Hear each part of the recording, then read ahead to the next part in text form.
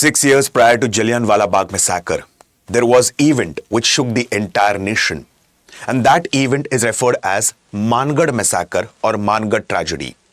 Many historians do call this tragedy or massacre as Jallianwala Bagh of Rajasthan. Approximately 1,000 to 1,500 people from the Bhil community lost their lives as a part of this tragedy or massacre. What were the important causes for Mangarh tragedy? Who was Govind Giri, also referred as Govind Guru?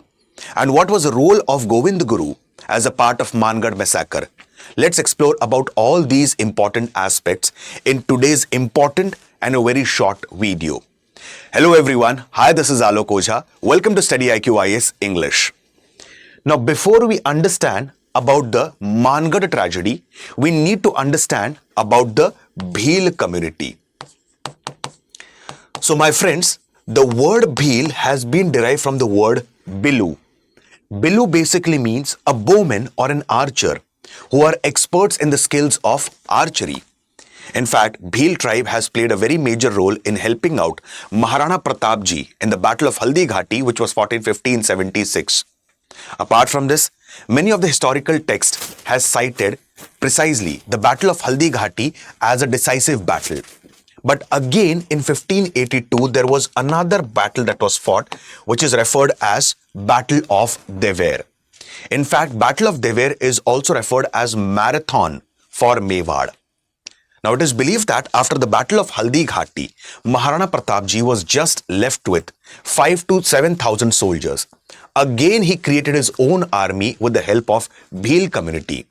In fact, there was a person whose name was Bhama Shah. He is also referred as savior of Mewar. He had assisted Maharana Pratap Ji in forming a new army. So, Bhils have played a very major role. In fact, even during the time of Maharana Pratap Ji.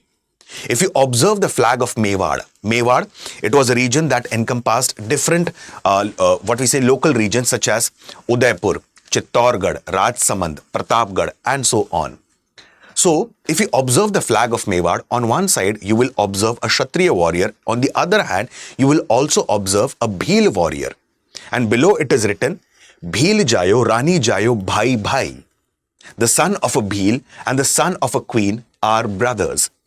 So that was a contribution of the Bhil community. Now, precisely speaking, it is said that Bhils are majorly prevalent in the region of Maharashtra, certain parts of Gujarat, certain parts of Madhya Pradesh and certain parts of Rajasthan. And every one of us know about the economic and the exploitative character of the British rule in India. Now, what did the Britishers do? Now, Britishers, they wanted bonded labor, and for that purpose, they increased the taxes. Like, I'll give you a very simple example. Like we had seen Raha Phula Guri Dhava previously, correct? So, as a part of that, what did the Britishers do? Like Britishers wanted bonded labor and they wanted to employ the local people as a bonded labor. So Britishers, they increased the taxes. When the local peasants were unable to pay the taxes, their land was seized. And the people or the peasants were forced to work as a bonded labor for the Britishers. Same thing was done here as well. So a lot of taxes was imposed on the Bhil community. And apart from this, around 1899-1900, there was a huge famine in the region of specifically certain parts of Bombay Presidency and Deccan. In such a case, what is the ethical and moral responsibility of the government? To waive off the taxes, to suspend the revenue collection or tax collection on temporary basis. Because here it is a responsibility of the government to go for mitigation and rehabilitation efforts. But here, the British government increased the taxes rather than working for the upliftment of the peasants. And here the victim were the people or the members of the Bhil community.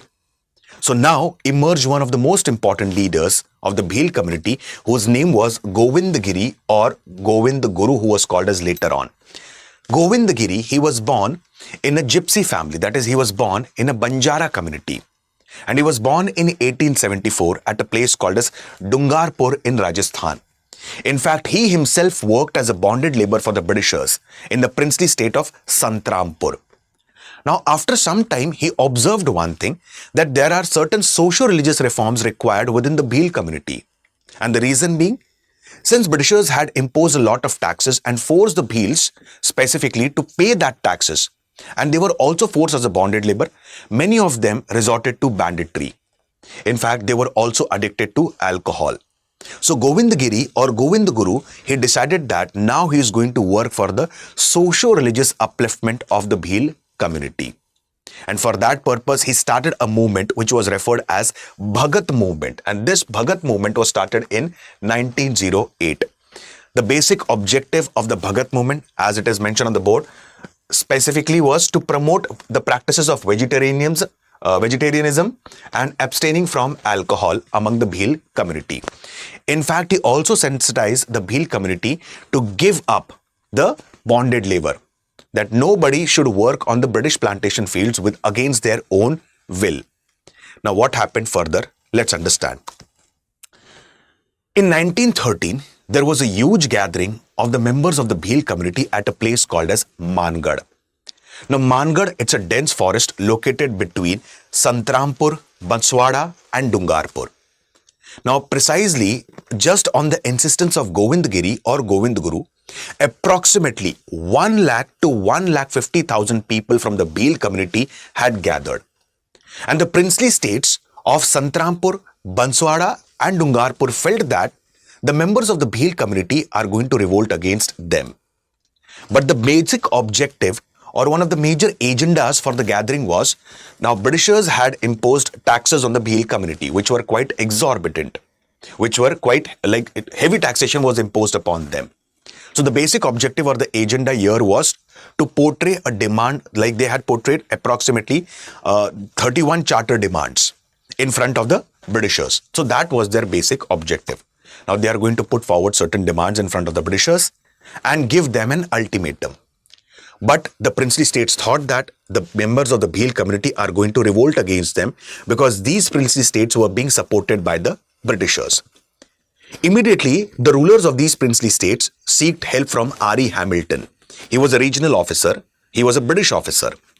Now, the British officers, they arrived and they gave a time ultimatum. And the ultimatum was just within a span of 2 to 3 days, the entire region of Mangarh should be cleared. I do not want, like R.E. Hamilton and his associates, like there were different associates of R.E. Hamilton, such as Colonel Sheraton, Captain E. Stillay. All of them, they tried to deter the people of the Bhil community that we want the crowd to be dispersed within the 2 days. And if this does not happen, we will consider that the Bhil community is going to revolt against these princely states. And then we have to take an action. After 2 days, the Britishers came here and they started open firing on the unarmed protesters. Can you imagine? Same like the Jallianwala Bagh Massacre. As we had seen in Jallianwala Bagh Massacre, like as per the official records, 370 people had died in Jallianwala Bagh. Correct? Can you imagine? 10 to 15,000 people caught under the hails of bullets for approximately 10 to 15 minutes. In fact, the firing was only stopped when the ammunition got over. And here, approximately 1,20,000 to 1,50,000 people had gathered. And heavy artillery mounted gun that was fired on the people. And in fact, again the same thing. Until then, unless the ammunition got over, the firing was not stopped.